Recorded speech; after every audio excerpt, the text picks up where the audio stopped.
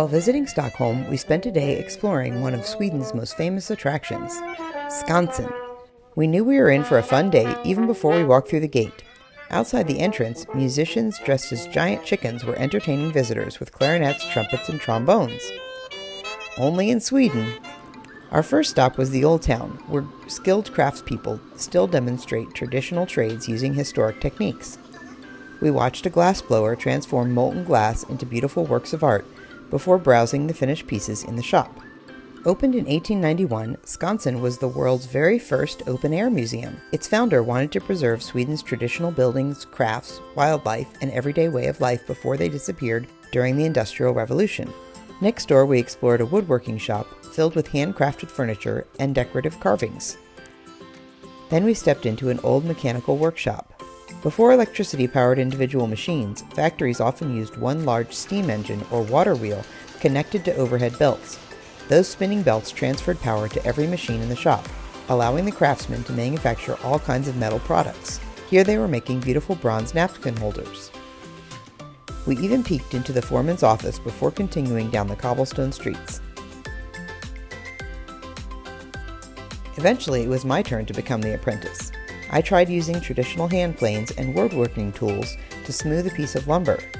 Let's just say it looks much easier than it actually is. After developing a whole new appreciation for old-fashioned craftsmanship, we continued past a traditional windmill, log cabins, and even watched a woman building a wooden boat by hand. Nearby, a family of barnacle geese proudly cuddled their fuzzy goslings in the grass. One of the things that makes Skansen so special is that these aren't replicas. Many of the homes, barns, churches, and workshops were carefully moved here from all over Sweden, allowing visitors to literally walk through the country's history.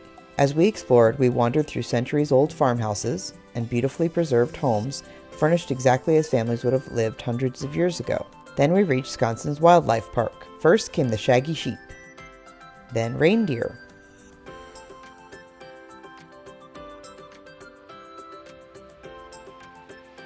followed by moose, which look even goofier without their impressive antlers. Next, we watched several brown bears climbing over logs and wrestling with each other like oversized puppies.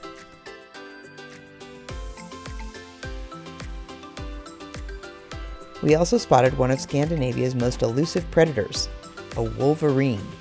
Despite weighing only around 30 pounds, wolverines have a reputation for being fearless and are known to chase much larger animals away from their meals.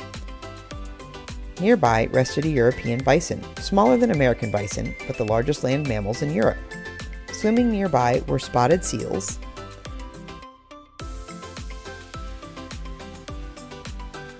and another European hare. One of my favorite encounters came when we met one of Sweden's beautiful Eurasian red squirrels. Someone handed me a few almonds, and before long, the little squirrel was happily eating right out of my hand. We also saw Eurasian lynx with their distinctive ear tufts and short tails,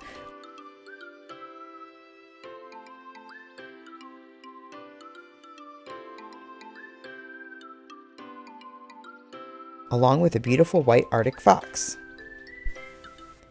As we continued through the historic section, we passed more traditional homes, many topped with thick grass roofs that helped insulate families during the long Scandinavian winters. Then we came across two fascinating homes belonging to Sweden's indigenous Sami people. The first was a goati, a hut covered with turf and vegetation that provided excellent insulation against the harsh Arctic climate. Nearby stood a koti, a wooden version of the same basic design that was often used as a more permanent home. Together they offered a glimpse into how the Sami adapted to life across northern Scandinavia for centuries.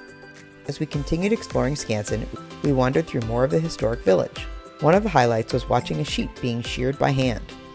It was a slow, careful process, but it gave us a new appreciation for how much work once went into making clothing before modern factories existed. We also stepped into several beautifully preserved homes.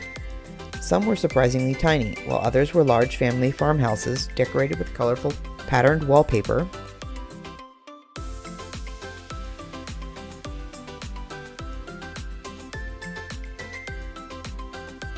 spinning wheels, old pianos, and handmade quilts that reflected traditional Swedish folk art.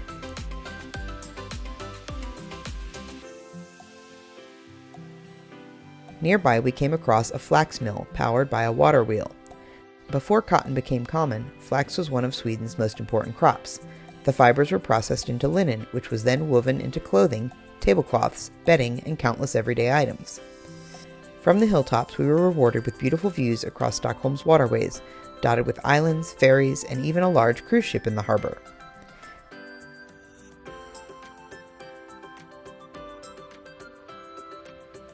Then we headed into one of Skansen's newest attractions, the Baltic Sea Science Center. The Baltic Sea is one of the largest bodies of brackish water in the world, a unique mix of fresh and salt water. Because the water isn't completely fresh or completely salty, only certain plants and animals can survive there, making it one of the world's most unusual ecosystems. Inside, we watched tiny jellyfish drifting through the water alongside microscopic plankton that form the foundation of the Baltic food chain. The exhibits did a great job of explaining both the beauty of the Baltic Sea and the conservation efforts underway to help protect it. We also saw Atlantic cod, one of the region's most important commercial fish, along with the rare Atlantic sturgeon, a species that nearly disappeared from the Baltic after centuries of overfishing and habitat loss. Next, we found ourselves visiting Skansen's lemurs.